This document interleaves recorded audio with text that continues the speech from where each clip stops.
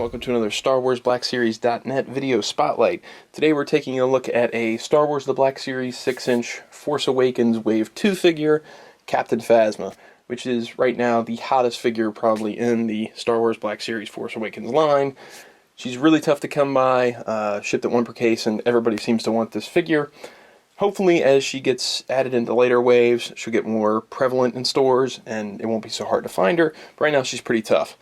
First of all, let's talk about the packaging. This is what I consider the Phase 3 packaging, which we've only seen on Force Awakens figures so far, but I'm sure we'll see Classic Trilogy and Prequel Trilogy figures in the same kind of packaging. If you want to see what it looks like compared to the previous Black Series packaging, let's move her over to the side. Or we'll keep her in the middle. We've got a Boba Fett in the Phase 2 packaging, and a Boba Fett in the Phase 1 packaging. So the packaging is almost the same height. It's maybe just a smidge shorter. I don't even know if you can... No, it looks like it's pretty much exactly the same height. But the width is not the same. We'll turn this, do this way. So as you can see, she's just a little... These packaging are just a little bit more narrow than the original packaging was, which may end up being tougher when they get to bigger figures, if they're going to try and fit them into this packaging. Phasma's pretty big, so it may be okay. I would just think that maybe wider characters, like, say, the Gamorrean Guard or something, if they were to bring that out, this packaging might be a little bit skinny for those kind of characters. The packaging itself is, I think, really cool. I actually prefer this design maybe to the other two designs, although I do love the first design of Black Series packaging with kind of the minimalist black everywhere, but I really like this large art that's on all of these. It's really neat. It reminds me of, like, I don't know, like Victorian drawings. I don't know how to describe it, but it definitely has like an old-timey feel. Like, it's kind of sketchy and looks almost like charcoal or something. I don't know exactly how to describe it, but the large images on front are really cool. So we've got this large image of Captain Phasma. We've got a red background and a cutaway bubble, so you can kind of see the side here. Another thing that says Captain Phasma. You can actually see the name Phasma in a lighter sort of gray along the side here too.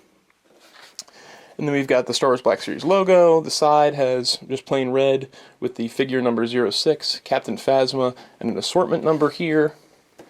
And then the top also has a window, which is kind of a pointless window, but it's there. And the back has that same image kind of muted on the back, the 06 number again, and then a write-up about Captain Phasma, which is very short. It just says, clad in distinctive metallic armor, Captain Phasma commands the First Order's legions of troopers. And then we've got it in 3 other languages below. Then we got a bunch of stuff down here that you don't need to really worry about, and the Disney logo. So there she is, all packaged up. Let's get her out of there and take a look at her loose. And here we have Captain Phasma out of the box. Let's talk about the articulation first, and then we'll get into more details on the figure itself. She's got a hinge ankle that also has a rocker joint as it inserts into the foot. So you get a lot of cool movement out of that. You can get some nice stances out of that foot being able to move that way, and it looks pretty natural.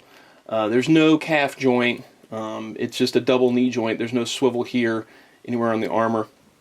There's a swivel up at the top of the thigh. It's not where the armor is, but it's a little bit above, so it's kind of cut into the lines of the black bodysuit. And then we've got hips that kind of they hinge out and they swivel up and down. It feels like it might be mounted on a ball joint, but if it is, it's pretty tight. So that's most you're getting out of it. You're not getting a ton of movement out of these hips, especially with all these pouches from the belt. It looks like it would have a waist swivel, but mine does not move, so I don't know if it actually has a waist swivel or not, but you do have a torso joint, so you don't really need that waist swivel as much, because you're getting the movement you need out of that torso joint anyway, that turn to the side.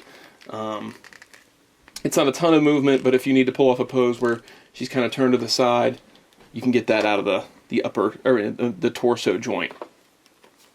The shoulders hinge out and then swivel up and down. The elbow joint is inserted into the upper arm, so you've got a swivel there where it inserts, and then a hinge up and down. Same with the hands going into the wrists. They plug into the wrists, so you get that swivel back and forth, and then they hinge in and out. There's no up and down, it just hinges in and out. It's the same on both arms. And then the head is mounted on a ball joint, but there's not a ton of movement because she's got this plastic cape here. So you get a little bit of up and down. You get a good amount of side to side, but not a ton of up and down. As far as the sculpt goes, the sculpt is really nice. It's completely different than the First Order Stormtrooper, which I'll pull over here now. As you can see, her height is much, much greater than the First Order Stormtrooper, and the sculpt is completely different. In order to take into account Gwendolyn Christie's height, she's 6'3", so she's going to be quite a bit taller than your average Stormtrooper. I really liked the cape sculpt. Now, I'm a big fan of fabric capes, and I think that this plastic cape is a little prohibitive when it comes to the movement, especially on this shoulder here. Can't get a ton of movement out of this arm because it's restricted by this, and like I said, the head is a bit restricted. But I do really like the cape sculpt because it has that draped over one shoulder look, and it has some nice detailing, like it looks like a little strap of fabric here that's sculpted on, and a couple of almost like they're patches or something. So there's some detailing that I didn't know would be there in the sculpt. And I'm sure the actual cape has these things on them too, and it might be kind of tough to replicate those in cloth. Although I will say this, that I thought Kylo's material and his cloth cape was incredibly well done. So I'm kind of curious why they went with a sculpted cape for Captain Phasma. Alright, the paint detailing on mine was really sharp. The silver I think that they chose is really nice. They could have gone vac metallized on this figure and maybe it been more accurate to the movie since she wears such shiny armor. But I think that if you went vac metallized, you might run into the problems of it flaking and maybe some of the joints not working out as well. Vac metallizing is pretty tricky to handle on a figure without losing some of the articulation or dealing with the flaking issue. So I think a silver paint was the way to go on the figure. But it might be neat to see, as like an exclusive at some point, to see a full vac metallized Captain Phasma to really get that look from the film. She includes her rifle here. Let me get that out of her hand. It goes in the hand really well. It's different than the one that is included with the First Order Stormtrooper. There's a stock on it, and there's no trigger guard. It's cast in this sort of, almost like a silver gold plastic. It does not match her armor. It's a different color, and then it has painted black details on it. Just like the First Order Stormtrooper, there's a little slot on her thigh where you can plug in the little clip on the side, and then she can have her firearm, I guess you'd say it's holstered, even though there's not really a holster, but clipped to her side. And I'm a big fan of that on a figure where you could store its weapons. I think it's a really cool touch. Alright, again, speaking of the height, though, we already saw her next to the First Order Stormtrooper. Let's take a look at her next to Kylo Ren. Adam Driver plays Kylo Ren, and he's actually 6'3" as well. They're both 6'3", him and Gwendolyn Christie. But the Kylo Ren figure is a little bit shorter than the Captain Phasma, and that might have to do with, you know, the heels on the armor, how they're portrayed in the movie, if he's hunkered down. I don't know. I don't know if they're going to portray Captain Phasma as being the tallest character around, but as of now, she is taller than the Kylo Ren figure. And then one last comparison here. We'll put her next to the Black Series Boba Fett.